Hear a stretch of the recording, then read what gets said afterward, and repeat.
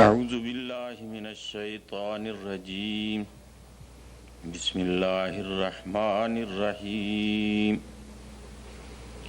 ومن احسن قولا ممن دعا الى اللہ وعمل صالحا وقال اننی من المسلمین ولا تستوی الحسنة ولا السیئة ادفع بالتي هي أحسن فإذا الذي بينك وبينه عداوة كأنه ولي حميم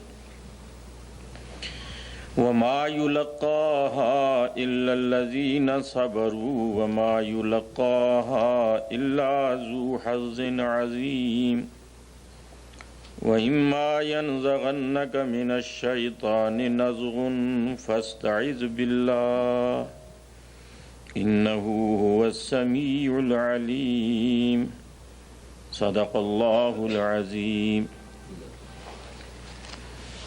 حضرات، یہ 24واں پارہ اور یہ سورت کا ایک نام فصلت بھی ہے اور اس سورت کا نام حامیم سجدہ بھی ہے۔ 6 سورتیں قرآن میں لگاتار حامیم کے نام سے آتی ہیں، اس لحاظ سے یہ دوسری سورت ہے اور اس کی 32 نمبر آیت سے میں نے تلاوت کی ہے۔ چند آیتیں جو آپ کے سامنے آئیں، جیسا کہ ابھی رو صاحب نے آپ کو بتایا ہے کہ پہلے درسوں کے اندر جو بات آئی، اب اس کا دوسرے درس کے ساتھ تعلق جو ہے وہ یہ ہے کہ جب یہ بات ثابت ہے اور یہ واضح ہے کہ ہم اس دنیا میں امتحان کے لیے بھیجے گئے ہیں اور یہ دنیا ہم سب کے لیے امتحان گاہ ہے، اور امتحان جس چیز کا دینا ہے یہ بات بھی آپ کے سامنے آ گئی کہ وہ اس بات کا ہے کہ ہم نے اس دنیا میں کہ جہاں مختلف قسم کے رب آدمی کو اپنی طرف جھکاتے ہیں اور ہر رب اس بات کا تقاضا کرتا ہے کہ یہ میری طرف جھکے، اور ربوں میں جیسے کہ یہ بات بھی آپ کے سامنے آئی، یہ ضروری نہیں ہے کہ ایک کو جسے ہم رب بنائے بیٹھے ہیں قرآن کے نقطہ نظر سے، اسے ہم عملاً یا زبان کے ساتھ رب کہیں یا نہ کہیں، لیکن عملاً آدمی جس کی اطاعت کرے، جس کے پیچھے چل پڑے، وہ اس کا رب ہوتا ہے۔ جیسا قرآن میں واضح طور پر آیا کہ الم احد الیکم یا بنی آدم اللہ تعبدوا الشیطان، اے آدم کے بیٹو، کیا ہم نے تم سے اس بات کا عہد نہیں لیا تھا کہ تم شیطان کی عبادت نہ کرنا؟ آج بھی دنیا کی عظیم اکثریت جو گمراہ ہے، چلتی شیطان کے راستوں پر ہے، پیروی شیطان کی کرتی ہے، لیکن وہ لعنت بھی شیطان پر بھیجتی ہے۔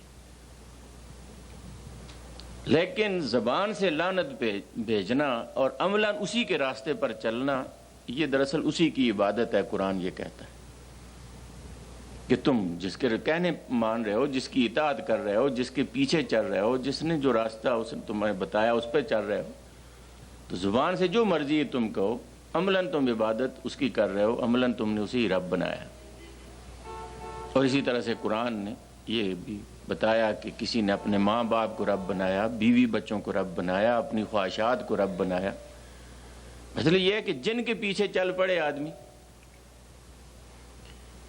وہی رب ہے، اور وہاں اس رب کے تقاضے کہ جسے وہ رب مانتا ہے اسے آدمی بھول جائے اطاعت کے وقت، فرما برداری کے وقت، عمل کرتے وقت، تو آپ یہ دیکھیں کہ یہ واضح فرق کرنا ہے کہ اس طرح کے رب ماننے والے دنیا میں ہمیشہ رہے ہیں کہ جو اللہ کو رب تو مانتے تھے لیکن اس کی اطاعت انہوں نے کبھی ضروری نہیں سمجھی، اور اطاعت وہ دوسروں کی کرتے تھے۔ اسی لیے نبی کریم صلی اللہ علیہ وسلم کو بھیجا گیا اور ان پر یہ بات واضح کر دی گئی کہ نہیں، رب ماننے کا اصل تقاضا یہ ہے کہ جسے رب مانتے ہو زندگی کے ہر معاملے میں، ہر چیز میں اسی کی اطاعت و فرما برداری کرو۔ اب یہ آیات جو میں نے آپ کے سامنے پڑھی ہیں، اس میں ایک بات یہ آئی کہ دنیا میں وہ انسان جو یہ بات یاد دلاتا ہو کہ ہم سب کا رب اللہ ہے، ہمیں اللہ کی اطاعت کرنی چاہیے، اللہ کی فرما برداری کرنی چاہیے، تو وہی جو ہے اصل کرنے کا کام ہے۔ اور قرآن کریم نے ایسے آدمی کے لیے جو لفظ استعمال کیا وہ یہ ہے کہ وَمَنْ أَحْسَنُ قَوْلًا مِمَّنْ دَعَا إِلَى اللَّهِ، اس سے زیادہ اچھی بات اور کس شخص کی ہو سکتی ہے کہ جو لوگوں کو اللہ کی طرف بلائے۔ اس نقطہ نظر سے آپ غور کیجئے کہ دنیا میں سب سے اچھا انسان وہ ہے جو اللہ کی طرف بلائے، اور دنیا میں سب سے زیادہ اچھی بات یہ ہے اللہ کی طرف بلانا۔ اور انبیاء کی یہی صفت ہے، اور نبی کریم صلی اللہ علیہ وسلم کی جو ممتاز صفت بیان کی گئی وہ یہی ہے کہ داعیاً الی اللہ، وہ اللہ کی طرف بلانے والے تھے۔ اب آپ یہ دیکھیں کہ اس دنیا میں بے شمار قسم کی دعوتیں ہیں کہ ہر داعی اس کی طرف بلاتا ہے۔ چنانچہ آپ یہ دیکھ لیں، کوئی قوم کے نام کی دعوت دیتا ہے، کوئی زبان کے نام کی دعوت دیتا ہے، کوئی وطن کے نام کی دعوت دیتا ہے، کوئی کسی پیشے کے نام کی دعوت دیتا ہے اور اس کی طرف اکٹھا کرتا ہے۔ قرآن ان ساری دعوتوں کو باطل دعوت قرار دیتا ہے، انہیں جاہلیت کے نعرے سمجھتا ہے، اور ان ساری دعوتوں کو کہ جو اللہ سے ہٹا کر کسی دوسرے کی طرف بھی بلانے والی ہوں، خواہ وہ مذہب کے نام سے ہوں، خواہ وہ برادری کے نام سے ہوں، خواہ وہ وطن اور زبان کے لحاظ سے ہوں، یہ ساری کی ساری باطل دعوتیں ہیں۔ اور اس کی تردید اسلام کرتا ہے اور یہ کہتا ہے کہ ایک مسلمان کے لیے ان ساری دعوتوں میں سرے سے کوئی گنجائش نہیں، اس میں اور پتھر کے بت بنا کے اس کے پوجا کرنے میں قطعاً کوئی فرق نہیں ہے، بلکہ پتھر کے بتوں کی پوجا کرنے سے شاید مسلمانوں کو اور ایمان والوں کو اتنا نقصان نہ ہوتا ہو جتنا نقصان ان بتوں کی پوجا کرنے سے ہوتا ہے۔ اس لیے آپ یہ دیکھیں کہ کبھی ذرا سی بات بھی اٹھی حضور اکرم صلی اللہ علیہ وسلم کے دور میں کہ جس میں اس طرح کی بو آتی تھی، آپ نے بڑی سختی سے منع کی۔ مثلا ایک جگہ صحابہ کے دو گروہوں کے درمیان ایک جنگ سے واپسی کے درمیان کسی بات پہ جھگڑا ہو گیا، اور اتفاق سے جھگڑے کا آغاز ایسا ہوا کہ ایک انصار تھے اور ایک مہاجر، اور جو تھوڑا سا آگے بڑھا اور ان کی حمایت میں جب ادھر سے بھی کوئی آئے ادھر سے بھی آئے تو نعرہ انہوں نے لگا دیا یا لل مہاجر اور یا لل انصار، مہاجروں مہاجر کی مدد کرو اور انصار انصار کی مدد کرو۔ یہ بات چل پڑی۔ چنانچہ جب یہ بات نبی کریم صلی اللہ علیہ وسلم تک پہنچی، اس جھگڑے کو رفع دفع کر دیا، اور اس کے بعد کہا کہ نکلو اس جگہ سے، کوئی کام بھی نہ کرو، سامان اٹھاؤ اور چلو۔ چلتے چلتے چلتے جو عام حضور اکرم صلی اللہ علیہ وسلم کا معمول تھا اس سے زیادہ چلایا لوگوں کو، اور ایسی جگہ لا کے چھوڑا کہ اب چلنے کی سکت کسی میں نہیں رہی، اور کہا کہ یہاں ڈیرا لگاؤ تاکہ سو جاؤ سارے۔ اور اس کے بعد یہ فرمایا کیا تم وہ ہو کہ ابھی بھی تمہارے اندر جاہلیت کی بو پائی جاتی ہے اور اس نعرے میں کشش ہے کہ تم اس نام سے اکٹھے ہو جاتے ہو؟ اب یہ اس سے آج اندازہ لگائیں کہ کتنا سخت اثر لیا۔ ایسی وہ بات کہ جس میں کسی دوسرے کے لیے کوئی کشش کا ذریعہ بن سکتی ہے اور اللہ کی طرف سے توجہ ہٹانے والی ہے، تو آپ یہ اندازہ لگائیں کہ حضور اکرم صلی اللہ علیہ وسلم نے جو اس کا نوٹس لیا وہ بڑا سخت تھا۔ ایک دفعہ ازواج مطہرات کے درمیان کوئی بات ہوئی، اور آپ کی وہ اہلیہ مسلمانوں کی ماں حضرت صفیہ جو یہودی خاندان سے تعلق رکھتی تھی، کوئی بات کی، اور حضرت عائشہ صدیقہ رضی اللہ تعالیٰ عنہ نے آگے جواب میں یہ فرمایا یا رسول اللہ اس کا کیا گلہ کرنا، آخر یہودی کی بیٹی ہے۔ حضور اکرم صلی اللہ علیہ وسلم نے فرمایا عائشہ تو نے ایسی بات کی ہے اگر اسے سمندروں میں بھی ڈالا جائے تو وہ بھی کڑوے ہو جائیں، یعنی اس کو گوارا نہیں کیا کہ یہ بات بڑی سخت ہے۔ اسی طرح سے آپ یہ اندازہ لگائیں کہ ایک دفعہ حضرت ابو ذر غفاری اور حضرت بلال کے درمیان ایک معاملہ ہوا، اور صرف یہ بات حضرت ابو ذر غفاری کی زبان سے نکلی، اے کالی کے بیٹے، اور یہ بات جب رسول اللہ صلی اللہ علیہ وسلم تک پہنچی تو آپ نے فرمایا کہ ابو ذر تو نے ایسی بات کی ہے، ایسی بات کی ہے، یہ ساری دنیا کے سمندروں کو کڑوا کر دینے والی ہے، بڑی سخت بات ہے۔ کیا مداوا؟ فرمایا بھائی سے معافی مانگ دو۔ جب انہوں نے معافی مانگی حضرت بلال نے معافی دے دی، لیکن فرمایا میرے دل کو تسلی نہیں ہوئی، میں اپنا منہ کا ایک حصہ زمین پر رکھتا ہوں، تو دوسرے پر اپنا پاؤں رکھ، تاکہ آئندہ ابو ذر کو یہ بات یاد رہے کہ وہ اس قسم کی حرکت پھر دوبارہ نہ کرے۔ یعنی حضور نے اس طرح سے اس کا نوٹس لیا اور یہ بات لوگوں کے دلوں سے نکالی۔ آپ یہ دیکھیں کہ جس طرح سے کہ حضور اکرم صلی اللہ علیہ وسلم نے ہر بت پرستی کو ذہنوں سے، دلوں سے، دماغوں سے کھرچنے کی کوشش کی، اس طرح ان کے لیے بھی پوری کوشش کی۔ چنانچہ آپ نے دیکھا کہ حضور نے ایک دفعہ یہ فرمایا کہ میں نے تمہیں قبروں پہ جانے سے منع کیا، لیکن اب تمہیں اجازت دیتا ہوں کہ توحید تمہارے ذہنوں میں راسخ ہو گئی ہے، اور جو قبر سے اصل فائدہ ہے وہ تم حاصل کر سکو گے، اور تم ان کی پرستش کی طرف نہیں جاؤ گے۔ لیکن آپ یہ اندازہ لگائیں کہ یہ ایک ایسی چیز ہے کہ کسی وقت بھی اسے اٹھا لیا جائے تو یہ اٹھ جاتی ہے۔ چنانچہ آج یہ دیکھ لیں کہ امت مسلمہ کو آپس میں پارا پارا کرنے والی چیزیں، ٹکڑے ٹکڑے کرنے والی چیزیں، تباہ و برباد کرنے والی چیزیں، وہ یہ ساری یہ پکار رہے ہیں، یہ دعوتیں ہیں، پنجابی اور پٹھان کے نام سے، مہاجر اور انصار کے نام سے اور دوسرے ناموں سے۔ اور آپ یہ دیکھیں ویسے لوگ یہ کہتے ہیں، ہو سکتا ہے اس نے بھی نقصان بہت پہنچایا ہے کہ 2 مولویوں میں مرغی حرام ہے، لیکن آپ نے دیکھا 2 لیڈروں میں تو اونٹ بھی حرام ہو جاتے ہیں۔ 2 مولویوں کا اختلاف اتنا فتنہ نہیں بڑھاتا جتنا 2 اس طرح کے لیڈروں کا، کہ جو زبان یا وطن اور قوم کے نام پر دنیا کے اندر آگے بڑھتے ہیں، جتنی خونریزی وہ کرتے ہیں اس کی کوئی مثال نہیں ہے۔ آپ بنگلہ دیش کے اندر دیکھ لیجئے کیا ہوا تھا۔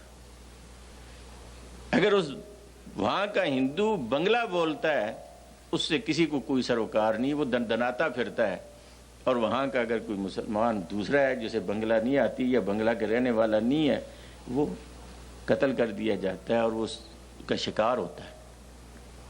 آج بھی آپ یہ دیکھ لیں کہ ہمارے یہاں کراچی میں، سندھ میں، دوسری جگہ میں یہ نعرے ہیں کہ اٹھتے ہیں اور اس طرح سے لپیٹ میں لیتے ہیں کہ پھر کسی کو کوئی دوسری ہوش نہیں رہتی۔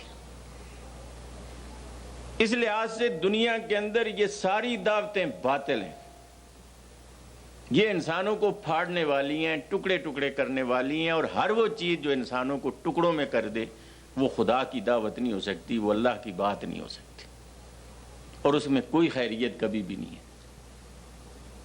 اس لیے فرمایا کہ ایک ہی دعوت ہے اور ایک ہی کلمہ ہے اور ایک ہی پکار ہے جو اس دنیا کے اندر لگائی جا سکتی ہے کہ لوگو تم بندے اللہ کے ہو، اللہ کی زمین میں رہتے ہو، اللہ کی کائنات کا ایک حصہ ہو، اللہ کے دیے ہوئے رزق سے کھاتے ہو، تم اللہ ہی کی طرف جھکو، اسی کی بات مانو، اسی کی اطاعت کرو، اسی کی فرما برداری کرو، اسی کے کہے کے راستے پر چلو، اور جتنی بھی اور تقسیمیں ہیں ان ساری کی ساری کو تم ختم کرو۔ اس کی وجہ آپ یہ دیکھیں کہ یہ ایک تقسیم فطری ہے اور باقی ساری کی ساری تقسیمیں غیر فطری۔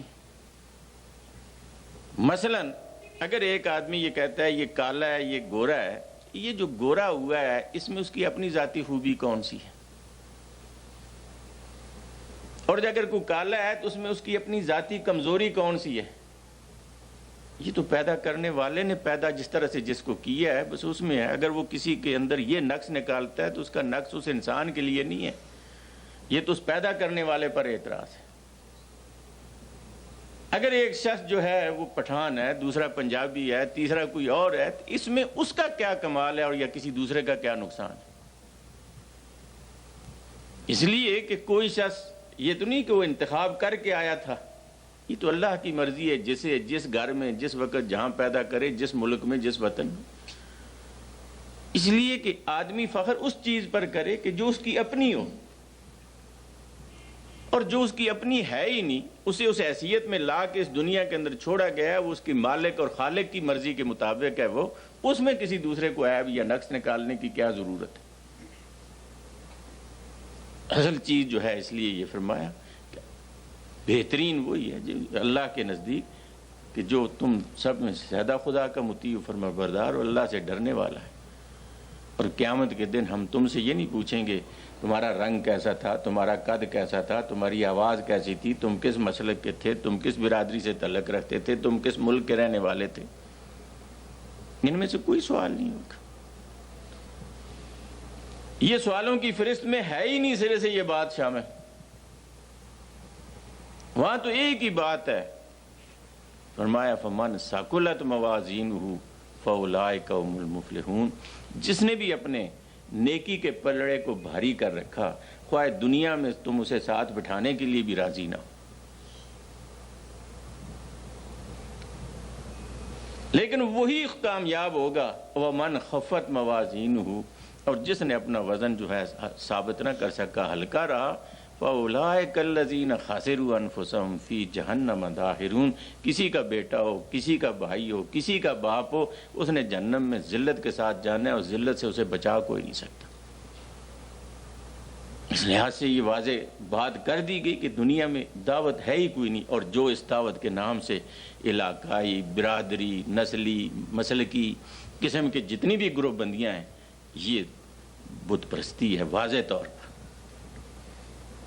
اور ایک مسلمان ان میں سے کسی کے اندر کوئی بھی کبھی شریک نہیں ہوتا، اور نہ اس راستے پر وہ چلنے کے لیے تیار ہو سکتا ہے، نہ ذہن اس کا قبول کرتا ہے، نہ جھکتا ہے وہ اس طرف۔ اس لیے پہلی بات یہ ہے کہ اس دنیا کے اندر ایک مومن کا جس نے اس دنیا کو پہچانا ہے، اور جسے یہ پتہ ہے میری حیثیت یہاں میں امتحان دینے کے لیے آیا، اور امتحان میں نے یہ ثابت کرنا ہے کہ میرا رب صرف اللہ ہے بس،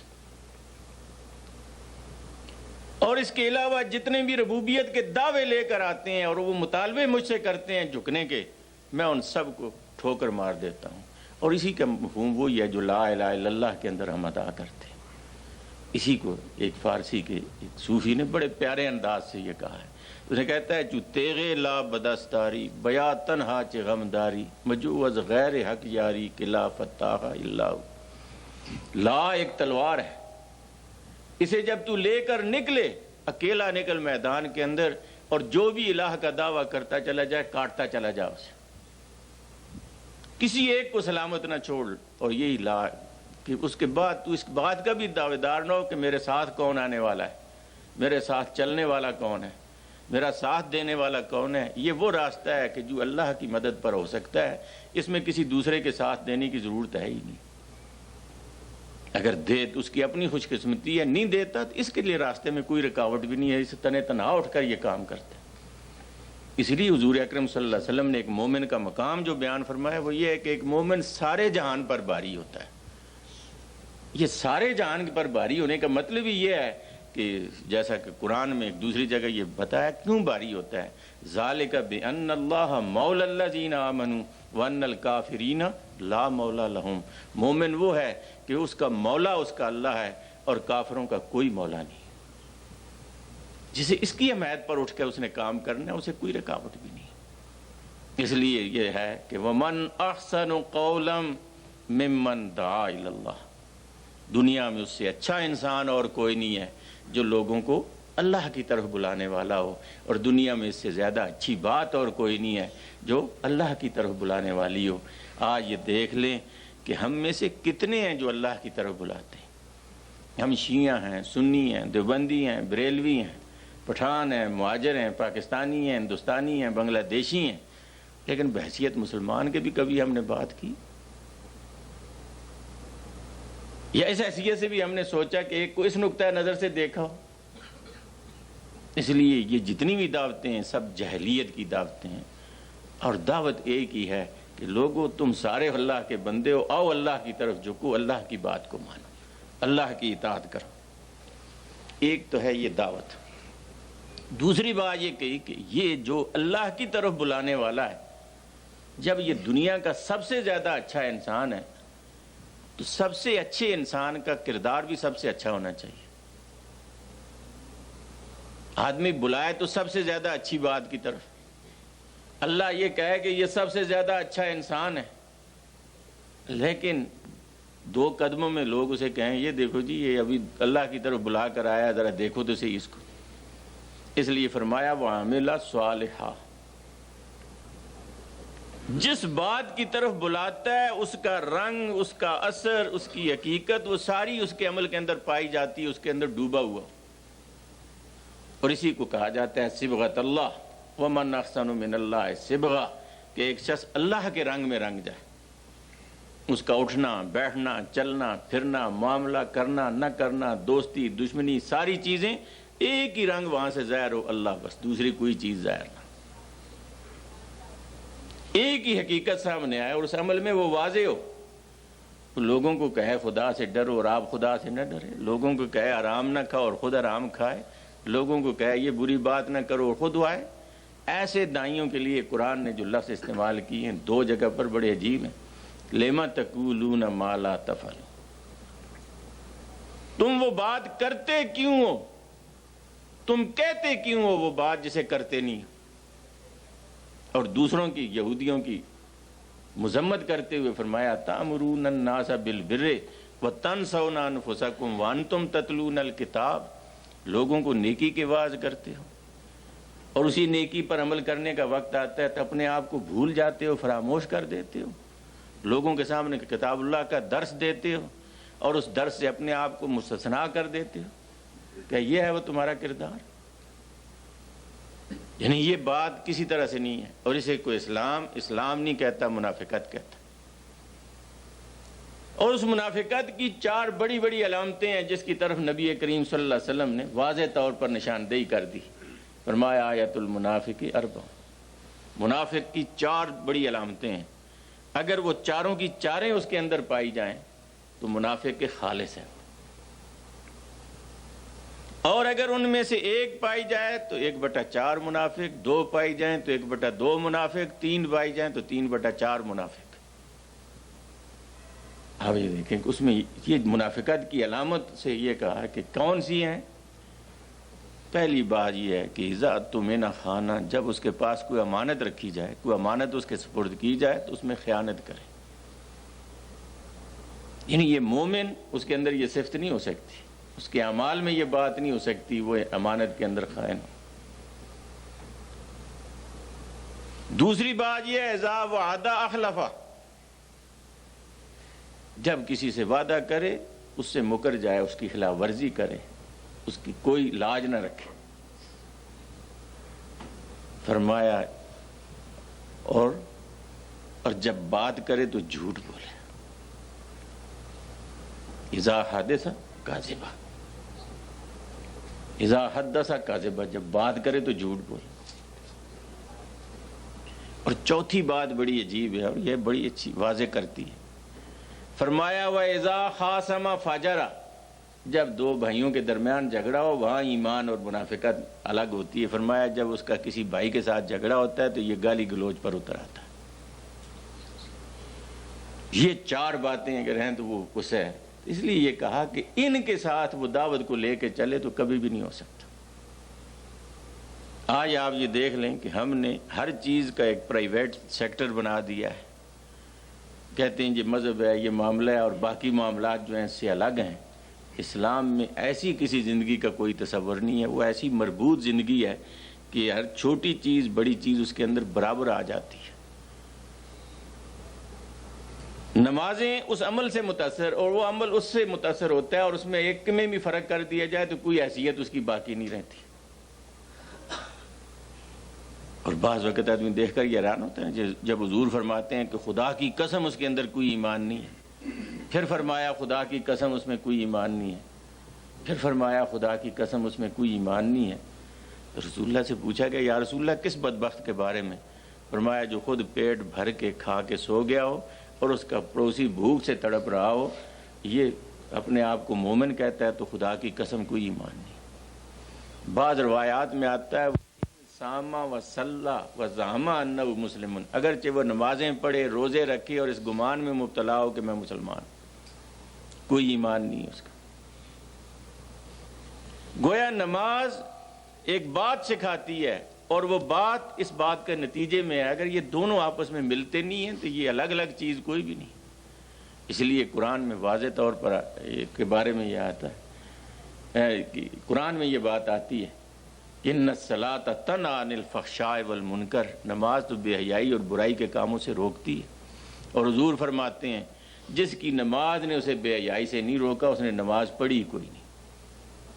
جس نے قرآن کے حلال کردہ کو حلال نہ سمجھا اور حرام کردہ کو حرام نہ سمجھا، اللہ کے رسول فرماتے ہیں اس نے قرآن پر ایمان ہی نہیں لایا۔ صرف غلاف میں ڈالنے سے، صرف چوم لینے سے، صرف تلاوت کر دینے سے تو بات نہیں ہوتی۔ اور آج جو قرآن کا حشر ہم مسلمانوں نے کیا ہے، آپ یہ دیکھیں کہ سنیمے کا افتتاح اس سے، بینکوں کا افتتاح اس سے، ہر برائی کا افتتاح ہم اس سے کرتے ہیں، اور ٹی وی میں آپ یہ دیکھیں پہلے اس کی تلاوت ہوتی ہے، پیچھے کسی کا گانا لگے گا۔ یعنی آپ یہ دیکھ لیں کہ یہ ہے وہ قرآن، یہ ہے وہ تصور اس کا، اور یہ برکت اس سے یوں حاصل کی جاتی ہے۔ تو یہ بات ایمان کے ساتھ نہیں ہے۔ وَعَمِلَ صَالِحًا، صالح میں بذات خود یہ بات آتی ہے کہ اس کے عمل میں کوئی کھوٹ نہ ہو، یہ نہ ہو کہ اس کی بات کوئی ہو اور عمل اس کے خلاف جاتا ہو، نہیں، صالح ہو اس کے ساتھ مطابقت رکھنے والا۔ اور آپ یہ دیکھ لیں کہ اثر اگر کسی چیز میں پیدا ہو سکتا ہے اور اس اثر کو پیدا کرنے والی کوئی چیز ہے تو وہ عمل صالح ہی ہے۔ آج ہماری دعوت میں اثر کیوں نہیں ہے؟ ہمارے اعمال میں یا باتوں میں اثر کیوں نہیں ہے؟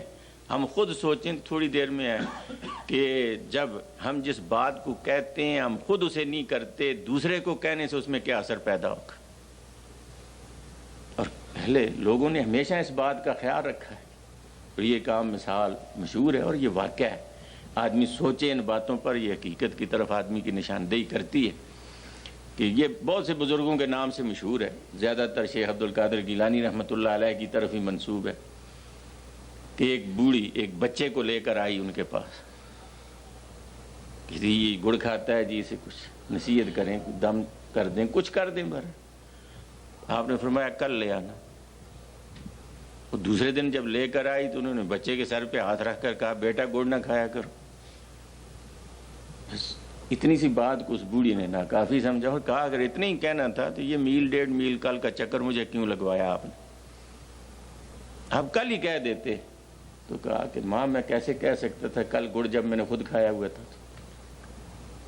اب آپ یہ بات دیکھیں کہ اس بات کو کہ جسے آپ خود نہیں کرتے دوسرے کو کہیں، اس میں اثر کہاں سے پیدا ہوگا؟ اور یہی بات ہے کہ آج ہم اشہد ان لا الہ الا اللہ پڑھتے ہیں بڑی سریلی آواز سے، بڑے اونچے لاؤڈ سپیکر لگا کے، بڑی لے سے، بڑے ترنم سے، لیکن کہنے والے کا بھی کوئی یہ ارادہ نہیں ہوتا اشہد ان لا الہ الا اللہ میں کہ واقعتاً وہ خدا کے علاوہ جتنے طاغوت ہیں ان کو قتل کرنے کا، ان کے ساتھ لڑنے کا ارادہ رکھتا ہے۔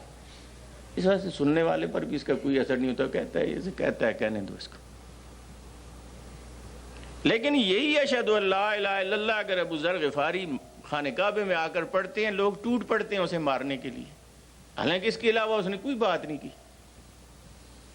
بس اتنی سی بات کی آ کے اشہد ان لا الہ الا اللہ پڑھا، لوگ ٹوٹ پڑے مارنے کے لیے۔ ہم یہ دیکھیں گے انہیں پتہ ہے یہ اشہد ان لا الہ الا اللہ کہنے والا اور یہ جو ہے کہنے والے، ان میں بڑا فرق ہے۔ ہم نے انگریزوں کے دور میں ہندوستان پاکستان میں بڑی لے کے ساتھ یہ پڑھا ہے، لیکن کبھی انگریز نے یہ سمجھا ہے کہ یہ اشہد ان لا الہ الا اللہ میرے خلاف جاتا ہے؟ جبکہ ہم اس کے قانون کو مانتے ہیں، ان کی عدالتوں میں جاتے ہیں، انہی کی پوجا پاٹ کرتے ہیں، انہی کے قانونوں پر چلتے ہیں، کہتے ہیں چلو ایسا اشہد ان لا الہ الا اللہ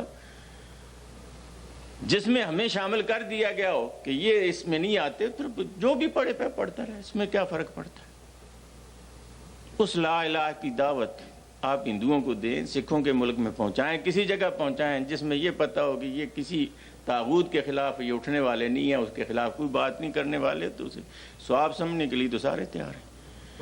یہاں آپ کو شاید یہ اندازہ نہ ہو، لیکن میں وہاں اندازہ ہے۔ آپ یہ دیکھیں کہ مولویوں کے پاس ہندو سکھ سارے تعویذ لینے کے لیے آتے ہیں، برکت تو حاصل سارے کرتے ہیں۔ یہ ایسی لا الہ الا اللہ جو ہے نا، اس کے لیے سارے قائل ہیں، لیکن وہ لا الہ الا اللہ جو اس فرق کو کرے واضح طور پر، تو آپ یہ دیکھیں کوئی چھوٹا بڑا طاغوت اسے برداشت ہی نہیں کرنے کے لیے تیار بھی ہوتا۔ یہ عمل صالحہ والی بات ہے کہ اس میں دیکھ لو کہ عمل اس کے مطابق ہو، ارادہ ہو کہ ہاں یہ صرف تسبیح پر نہیں پڑھنا، بلکہ میں نے دیکھنا ہے اگر میرا نفس لا الہ الا اللہ کے خلاف جاتا ہے تو میں نے اس سے بھی لڑنا ہے، میرے بیوی بچے اس کے خلاف جاتے ہیں تو میں نے اس سے بھی لڑنا ہے، میری برادری اس کے خلاف جاتی ہے تو میں نے اس سے بھی لڑنا ہے، اور میرے جس دنیا میں رہتا ہوں وہ بھی اس کے خلاف جاتی ہے تو میں ان کے ساتھ بھی لڑوں گا، اکیلا لڑوں گا، میرے ساتھ کوئی بھی نہ ہو تو بھی میں لڑنے کے لیے تیار ہوں۔ پھر آپ پڑھ کے ذرا دیکھیں کتنے لوگ آپ کو پڑھنے دیں گے، زور سے پڑھنے دیں گے؟ نہیں، آہستہ بھی آپ کو نہیں پڑھنے دیں گے۔ نہیں، آپ زبان اس وقت بند بھی کر دیں تو اپنے ملک کے اندر، اپنی بستی کے اندر آپ کو برداشت کرنے کے لیے بھی کوئی تیار نہیں ہے جو کہ سمجھے اسے لا الہ الا اللہ کا مفہوم آتا ہے یا اس پر یہ عمل کرنے کا ارادہ رکھتا ہے۔ اس لیے کہا صرف اللہ کی طرف بلانے ہی نہ ہو، عمل صالحہ۔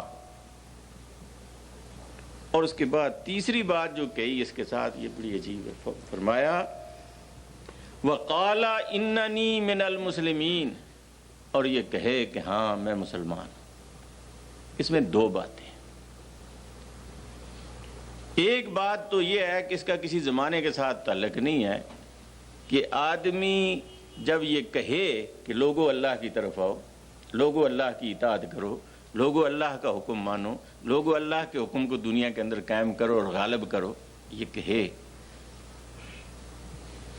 تو ایسا ہو کہ وہ کہہ سکے اور کوئی دوسرا نہ کہے کہ ہمیں تو یہ کہتا ہے خود یہ کرتا ہے۔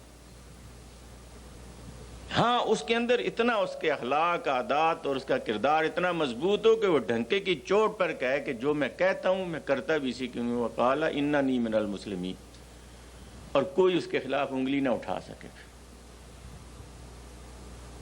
آپ یہ دیکھ لیں کہ نبی کریم صلی اللہ علیہ وسلم نے اگر یہ کہا ہے لوگوں اللہ سے ڈرو، تو ساتھ یہ فرمایا سن لو تم سب سے زیادہ خدا سے ڈرنے والا میں ہوں۔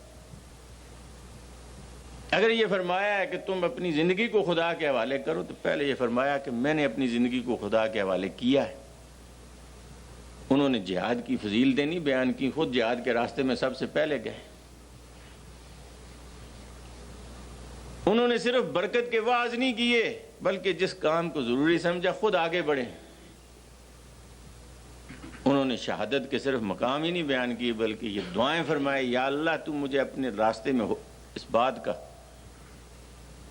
توفیق دے کہ لڑوں تیرے راستے میں، پھر زندہ کر، پھر لڑوں، پھر زندہ کر، پھر لڑوں۔ اور شہادت سے زیادہ پیاری موت اور کوئی بھی نہیں ہے جس کا تصور کیا جا سکتا ہے، اس میں اس طرح سے آگے بڑھے اور اس میں اپنا سب کچھ جھونک دیا اور یہ کیا سارا کچھ، کہہ سکے کہ اننی من المسلمین، ہاں میں مسلمان ہوں۔ اور اس کا ایک دوسرا مفہوم ہے، اگر اسے اس زمانے پر دیکھیں کہ جس زمانے میں یہ آیتیں نازل ہوئی، یہ مکے کا وہ دور ہے جو انتہائی ابتلا کا تھا مسلمانوں کے لیے۔ یہ وہ دور ہے کہ جس کے اندر مسلمان ریتوں پہ لٹائے جا رہے ہیں، پیٹے جا رہے ہیں، گھروں سے نکالے جا رہے ہیں، ظلم ہو رہے ہیں، ہر جگہ ان کی زندگی ان کے لیے تنگ کر دی گئی۔ وہ مکے کی ہر گلی ان کی دشمن، ہر پتھر ان کا دشمن، ہر بچہ اور چھوٹا ان کا دشمن، بڑا سب دشمن بن گئے تھے۔ یہ وہ دور ہے کہ حضرت عمر رضی اللہ تعالیٰ عنہ فرماتے ہیں کہ جب شاب ابی طالب میں حضور اکرم صلی اللہ علیہ وسلم تھے، تو اب آخری سال ایسا گزرا کہ ہم یہ سمجھے کہ خدا جانے یہ لوگ زندہ واپس بھی اس وادی سے باہر آئیں گے یا نہیں آئیں گے۔ ہر طرف پہرے سخت ہیں، اندر کوئی چیز پہنچائی نہیں جا سکتی، اس ویلی میں سوائے درختوں چند کے تھا کون سی کوئی چیز، اس کے چھلکے اور جڑیں بھی لوگوں نے ختم کر دی۔ یعنی کچھ تصور نہیں کیا جا سکتا یہاں سے باہر آ جائیں گے زندگی کے ساتھ۔ ایسے ڈر اور خوف کے دور میں کہ جہاں مسلمان کہنا، ایمان والا اپنے آپ کو کہنا، داعی اللہ کہنا، بھیڑوں کے چھتے میں پتھر مارنے سے بھی زیادہ، تو اسے تیار ہو جائے، ساری کاٹنے کے لیے دوڑ پڑے۔ لیکن ایک آدمی یہ کہے، اتنی جرت رکھے، اور اسلام یہ چاہتا ہے اس بات کو کہ ہاں وہ کہے ہاں میں مسلمان ہوں، او اس مسلمانی کا جو مزہ بھی مجھے کوئی چکھاتا ہے میں چکھنے کے لیے تیار ہوں۔ اور حقیقت یہ ہے کہ آپ یہ دیکھ لیں کہ خدا کا دین اگر واقعتاً ہمارے دلوں میں اترے، یہ ہمارے اندر آئے، اس کے ہمارے دلوں کے اندر اس میں قبولیت آئی ہو، تو پہلا کام خدا کا دین جو سب سے زیادہ کرتا ہے وہ یہ کرتا ہے، اسے اللہ کے علاوہ ہر ایک سے بے خوف کر دیتا ہے۔ اگر اللہ کے خوف کے علاوہ کسی اور کا خوف ہمارے دلوں میں ہے تو میں زیادہ کچھ نہیں عرض کرتا بھائیو، ہمیں خدا را یہ سوچنا چاہیے وہ اللہ پر ایمان ہمارا جو ہے وہ کدھر ہے، اس لیے کہ اللہ کے ایمان کے ساتھ دوسرے کسی کا خوف نہیں ہو سکتا، یہ دونوں جمع ہی نہیں ہو سکتا۔ میں اس کی ایک دو مثالیں آپ کے سامنے رکھتا ہوں، ذرا غور فرمائیں۔ حضرت نوح علیہ السلام ایک لمبا عرصہ اس کام کو کرتے ہیں، اور اس کے بعد جب دن بدن ان کے لیے حالات سخت ہوتے ہیں، ایک آخری چیلنج ہے جو حضرت نوح نے کیا ہے، سورہ یونس میں اس بات آتی ہے، یا قوم ان کان کبر علیکم مقامی و تذکیری بآیات اللہ، اور میری قوم کے لوگوں، اگر خدا کی طرف بلانا، یاد دلانا، نصیحت کرنا یہ تمہارے اوپر گراں گزرتا ہے اور تم سارے میرے خلاف اٹھ کھڑے ہوئے، تو فرمایا تم کر گزرو جو تم سے ہو سکتا ہے، فعلی اللہ توکل، تو میں اللہ کے بھروسے پر اس بات کو کروں گا۔ نہیں، فرمایا تم اور تمہارے سارے معبود اکٹھے ہو کے فیصلہ کرو میرے خلاف، ثم لا تکون علیکم غمہ، اور کوئی فیصلہ کرنے میں کوئی جھجک نہ محسوس کرو، تم سارے میرے خلاف ہو جاؤ، اور ثم لا تنظرون، میں تم سے اپیل بھی نہیں کروں گا، مہلت بھی نہیں مانگوں گا، کر ڈالو تم جو فیصلہ کرتے ہو، لیکن میں اس کام کو کروں گا۔ ہاں، ساری دنیا کو چیلنج کرنا، ان کے سارے معبودوں کو چیلنج کرنا، اور یہ کہنا سارے آؤ، میں مہلت بھی نہیں مانگتا، میں اپیل بھی نہیں کرتا تم سے کسی بات کی۔ آپ کہیں گے یہ تو نبی تھے، نہیں، آئیے بہت نیچے کی ایک بات کرتا ہوں میں۔ آپ یہ دیکھیں کہ فرعون کے سامنے جب حضرت موسیٰ گئے، بات بڑھتے بڑھتے جادو کے مقابلے کی آئی، حضرت موسیٰ نے اس کا چیلنج قبول کیا اور جادوگروں کے مقابلے میں آئے۔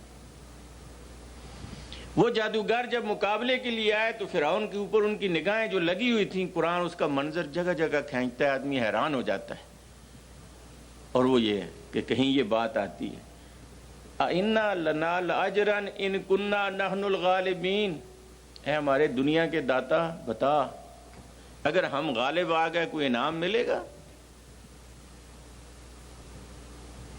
اس نے کہا نعم وَإِنَّكُمْ إِذًا لَمِنَ الْمُقَرَّبِينَ، انعام کیا ہے؟ اس کے بعد تو میرے قریبی تم ہی ہوگے، کہ آج میری خدائی کو، میری حکومت کو، میرے ملک کو جس سے خطرہ ہے اسے بچانے کے لیے تم ہی ہو سب کچھ۔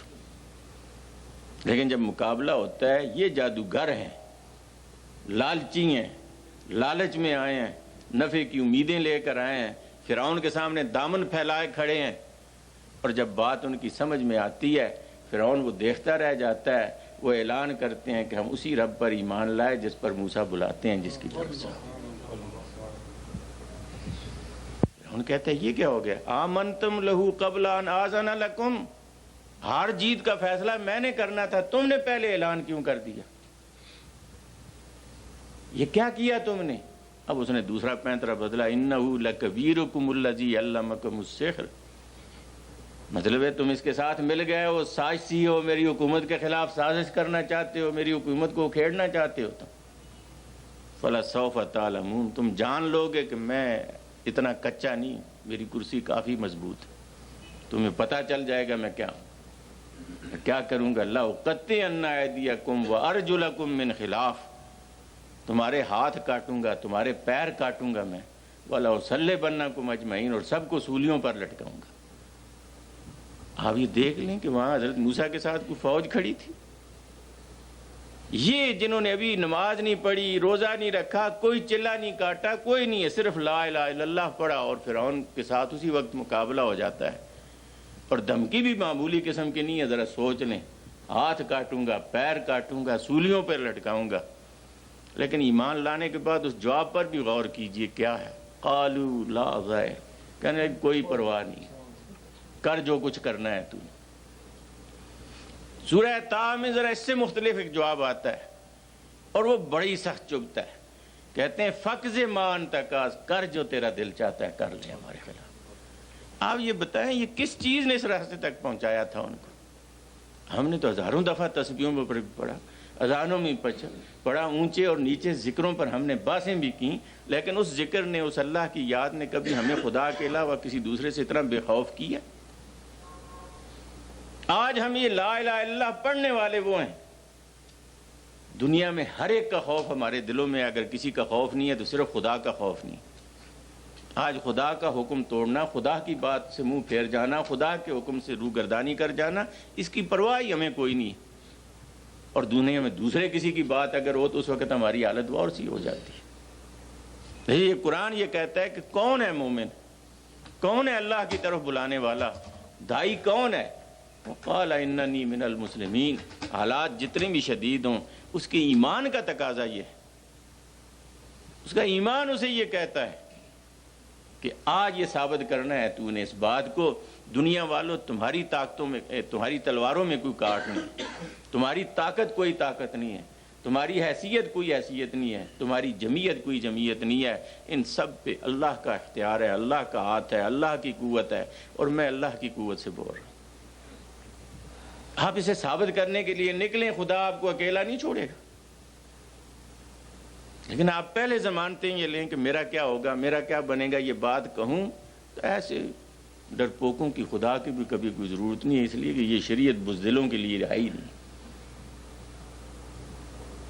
اس دین کو وہی اختیار کرے گا جو اپنے اندر ایسا دل رکھے گا کہ جس سے بھی چاہے ٹکرا جائے خدا کے علاوہ، اور خدا کے کہنے پر ہر ٹکر لینے کے لیے وہ تیار ہو جائے.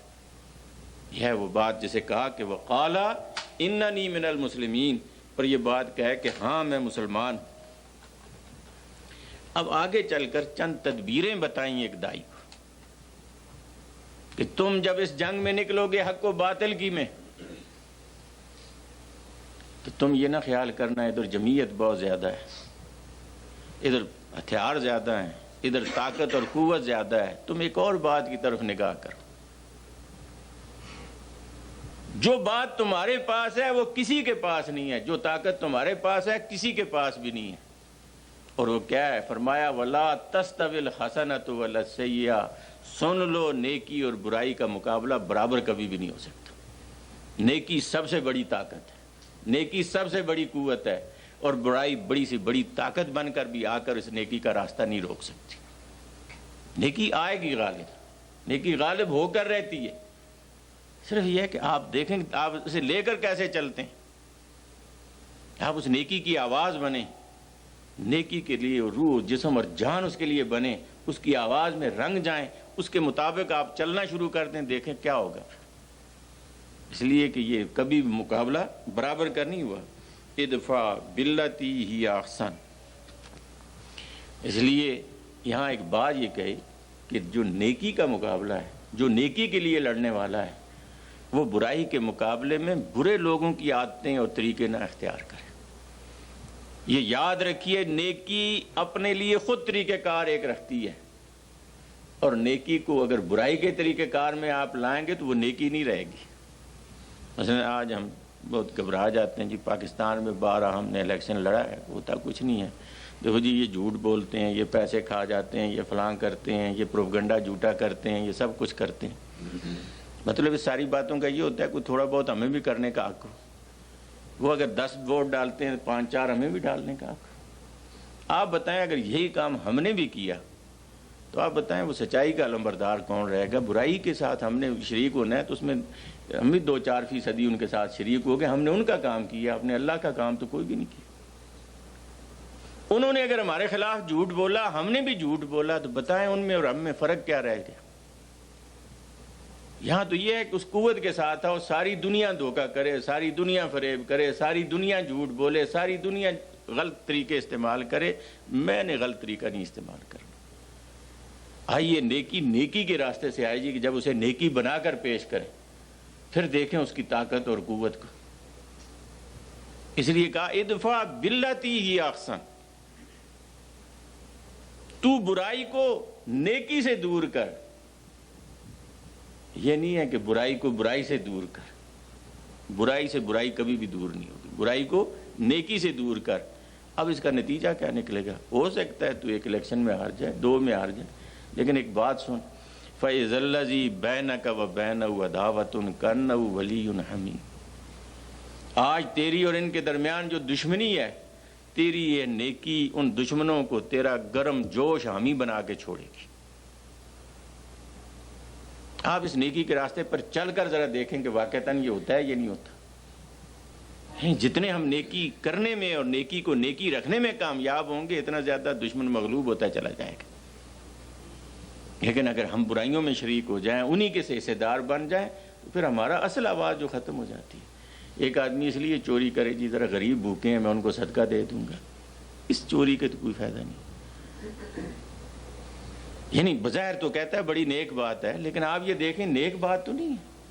اس لیے اللہ نے ہمارے اوپر جو بات لازم کی ہی نہیں ہے سرے سے. ہماری کیا ضرورت ہے؟ مخلوق خدا کی ہے، خدا جانے، اس کا کام جانے. ہاں ہمارے پاس ہو تو پھر ہم نہ کریں تو پھر یہ ہے کہ ہم مجرم ہیں. آپ یہ دیکھیں ہمارے پہلے زمانے میں حجوں کا بڑا شوق ہوتا تھا. ہمیں مولانا مودودی رحمۃ اللہ علیہ کی ایک بات یاد ہے. کوئی صاحب آئے کہنے لگے جی ہم انتظام کر دیتے ہیں، جا کے آپ حج کر آئیں. تو فرمایا نہیں، حج یہ اللہ کی خالص عبادت ہے. جب اللہ نے توفیق دی اپنے طرف سے تو کروں گا، میں کسی دوسرے کے پیسے پہ جا کے حج نہیں کروں گا. یعنی یہ ہمارے یہاں ایک تصور تو وہ ہے خانقاہ پہ پہنچنا ہے، لیکن دوسرا تصور نہیں ہے کہ جس کام کو اللہ نے ہمارے ذمہ لگایا ہی نہیں، کہ دوسرے طریقے سے پہنچنے کی کون سی ضرورت ہے.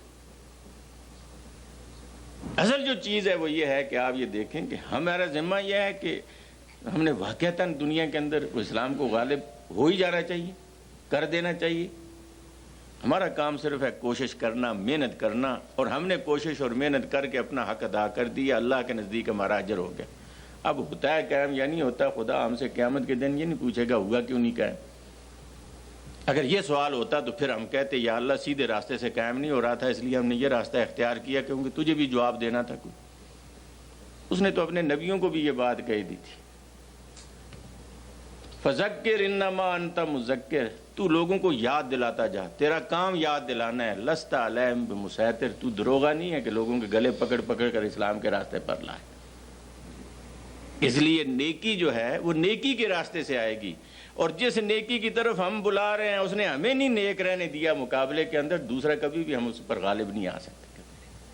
یہ ہے وہ سخت آزمائش کی جگہ، جسے یہ کہا ادفع باللتی ہی احسن. اس طرح سے لڑ کہ برائی کو نیکی سے دور کر، برائی کو اچھائی سے دور کر، برائی کو برائی سے دور نہیں کیا جا سکتا.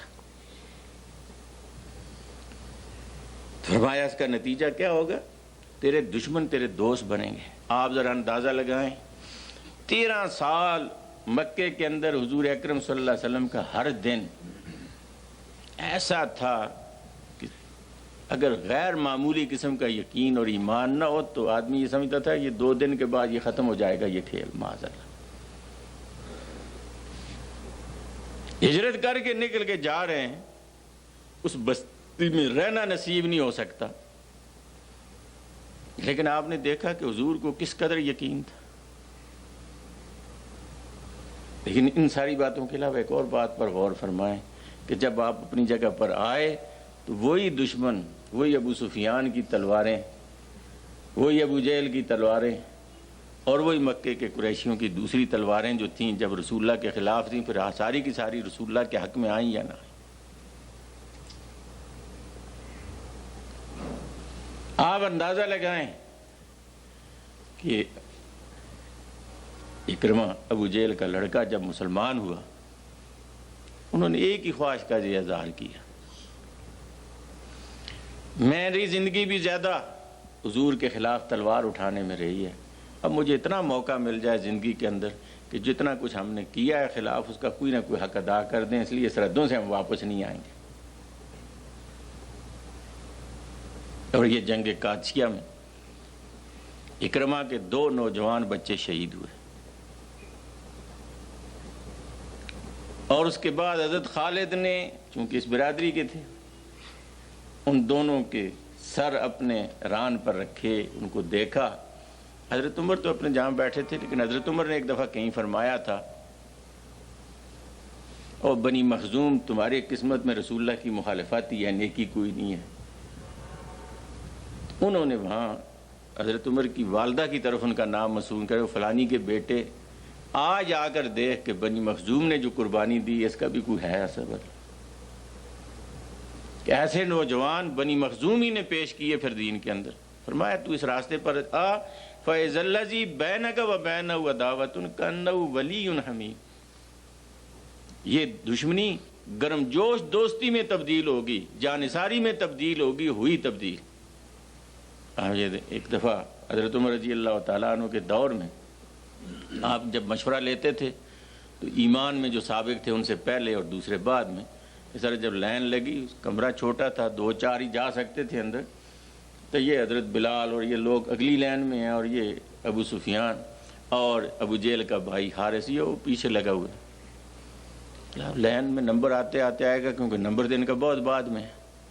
ابو سفیان کی سرداری کی رگ پھڑکی تھوڑی سی، اور اس نے ابو جہل کے بھائی کو مخاطب کر کے یہ کہا، دیکھ یار، ہم جو قوم کے سردار تھے اتنے دور ہیں، پتہ نہیں نمبر آتے آتے کتنا وقت لگے گا، اور یہ غریب مسکین، یہ ابو سفیان، یہ مطلب صہیب، بلال، یہ سارے آگے جا رہے ہیں، سردار تو ہم ہیں۔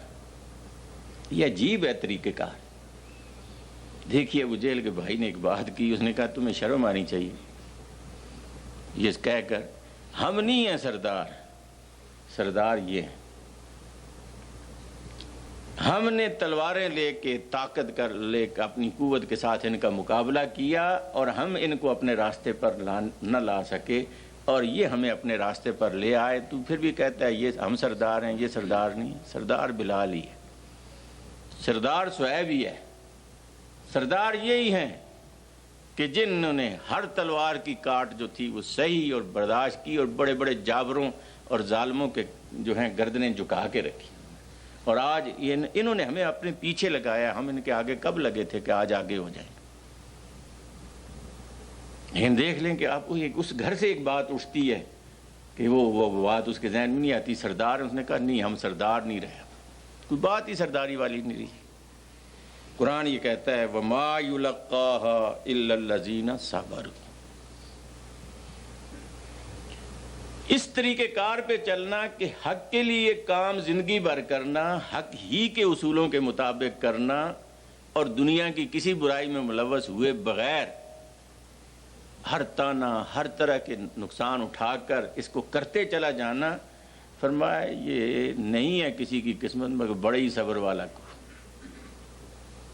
ایک بات زبان سے کہنی بڑی آسان ہے، لیکن عملاً اس راستے پہ لگے رہنا، اور ہر روز کی رکاوٹیں، ہر روز کے دل توڑ دینے والی ساری باتیں، آدمی ایک دفعہ ذرا سا اکھڑتا ہے تو کتنی اس کو تکلیف ہوتی ہے، تو یہ تو زندگی بھر کا ایک معاملہ ہے۔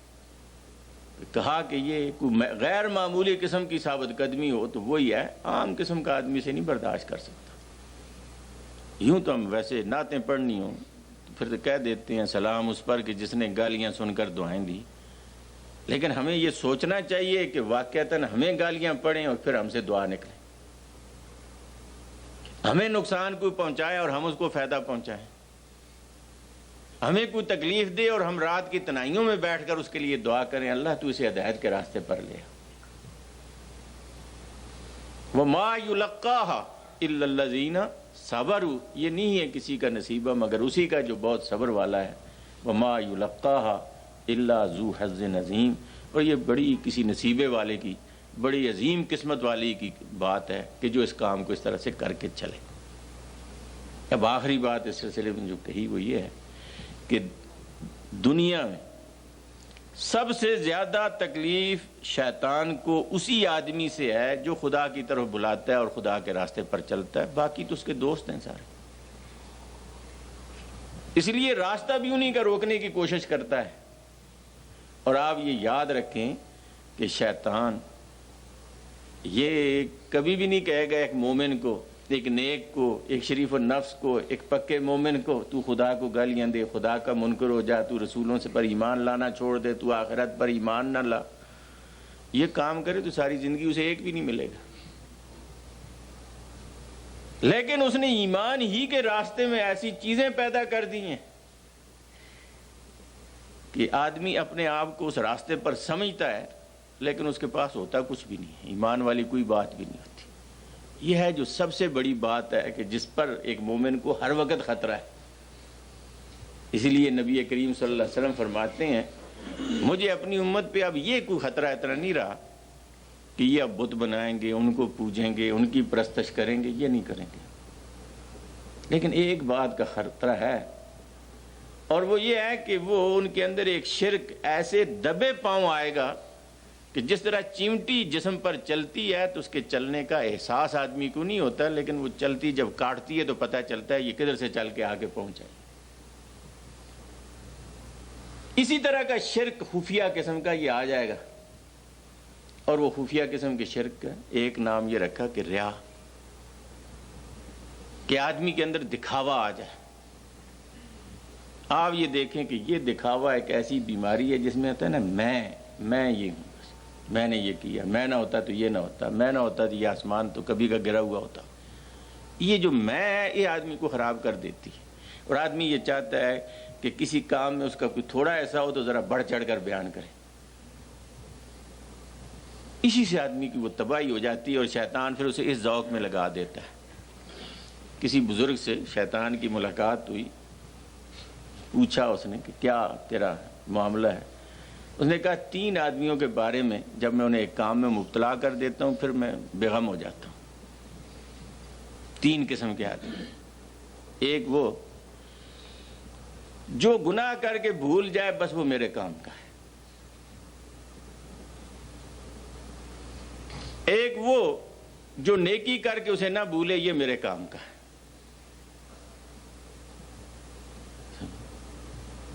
اور ایک وہ جو کام تھوڑا کرے اور جتائے زیادہ، یہ میرے کام کا ہے. یہ 3 جس میں باتیں آ جائیں یہ میرے ایسے کام کے ہیں کہ مجھے ان پر کسی کام کی اور ضرورت نہیں پیش آتی. آپ یہ دیکھ لیں کہ واقعتاً آج ہماری حالت یہ ہے کہ گناہ کر کے وہ بھول جاتے ہیں. تو ذرا سی نیکی کو 50 سال کی پہلی بھی کسی کے ساتھ کی، اس سے ذرا سی بات ہو کہ وہ فلانے وقت تو یہ کیا تھا نا میں نے تیرے ساتھ، وہ یاد رہتی ہے. یا جہاں تھوڑی سی بھی نیکی ہو تو 2 4 میں 10 میں بیٹھ کر ہم اس کا ذکر نہ کریں میں نے فلاں وقت یہ تیر مارا تھا، فلاں وقت یہ تیر مارا تھا، اور فلاں وقت یہ پہاڑ گرایا تھا، تو آدمی کی تسلی نہیں ہوتی. اس لیے یہ ایک ایسی چیز ہے کہ جو انسان کے دین کے راستے پہ چلتے ہوئے بھی دین کا نہیں چھوڑتی آدمی کو. یہ ہے کہ جس نے خدا کے لیے کام کرنا ہے خدا جانتا ہے، اس کی نیت کو بھی جانتا ہے، اس کی توفیق کو بھی جانتا ہے، جس کے لیے کیا ہے وہ جانتا ہے. دوسرے کسی کو جنوانے کی ضرورت کیا ہے؟ یا یہ بات آ جاتی ہے جی ہم صبح سے لے کے شام تک یہ نیکی کا کام کرتے ہی چلے جا رہے ہیں، ہوتا تو کچھ نہیں ہے، چھوڑو جی دوسرے راستے پر چل جاؤ، یہ چھوڑ دو. یہ ایک بات بنتی نہیں، مانتے ہی نہیں ہے، یہ نہیں کرتا ہے، یہ وہ نہیں کرتا. آپ یہ دیکھیں گے یہ بھی شیطان کا سب سے بڑا دھوکہ ہے کہ آدمی کو مایوس کر دے. ہم تو عام طور پر کہتے ہیں جی بڑی بنجر زمین ہے جی، کام کر کر کے ہوتا ہی کچھ نہیں ہے. حقیقت یہ ہے کہ زمین بنجر نہیں ہوتی، آدمی کا اپنا دل بنجر ہو جاتا ہے.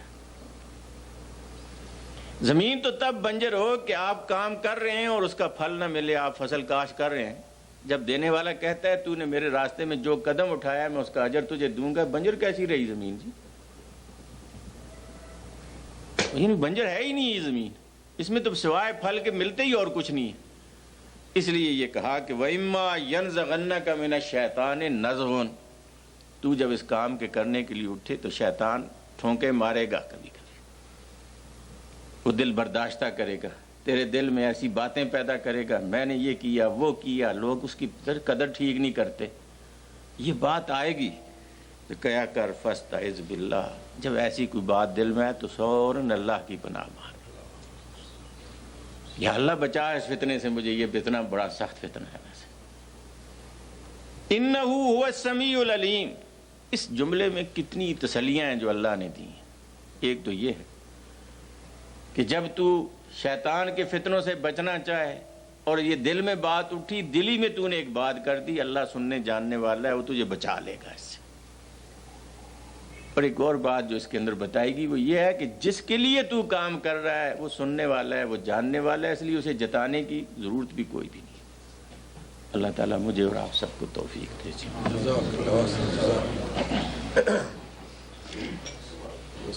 یہ دعا کیجیے کہ بڑے سخت مرحلے سے الحمدللہ رب العالمین والعاقبۃ للمتقین والصلاۃ والسلام علی رسولہ محمد وعلی آلہ وصحبہ اجمعین۔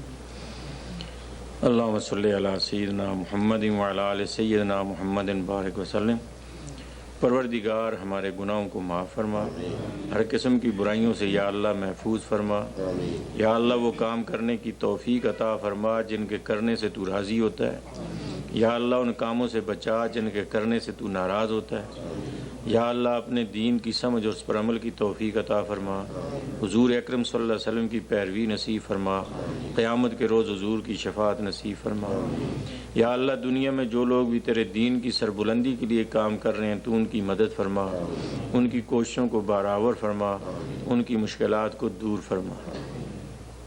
یا اللہ افغانستان کے مجاہدین کی مدد فرما، مولا افغانستان کے مجاہدین کی مدد فرما۔ یا اللہ فلسطین، لبنان، ہندوستان، دنیا میں جہاں جہاں مسلمان مظلوم ہیں ظلم سے تو انہیں نجات عطا فرما۔ یا اللہ جو مسلمان آپس میں لڑ رہے ہیں انہیں ہدایت نصیب فرما۔ مولا بیماروں کو شفا عطا فرما، پریشان حالوں کی پریشانیاں دور فرما، بے روزگاروں کو روزگار عطا فرما، روزگار والوں کے روزگاروں میں برکت عطا فرما۔ یا اللہ ہمارے ماں باپ، بہن بھائی اور باقی ایمان والے جو اس دنیا سے رخصت ہو چکے ہیں ان کی مغفرت فرما، ان کی نیکیوں کو قبول فرما، گناہوں کو معاف فرما۔ یا اللہ ہماری اولادوں کو نیک بنا، ہم پر رحم فرما، ہماری دعاؤں کو قبول فرما۔ وصلی اللہ تعالی علیہ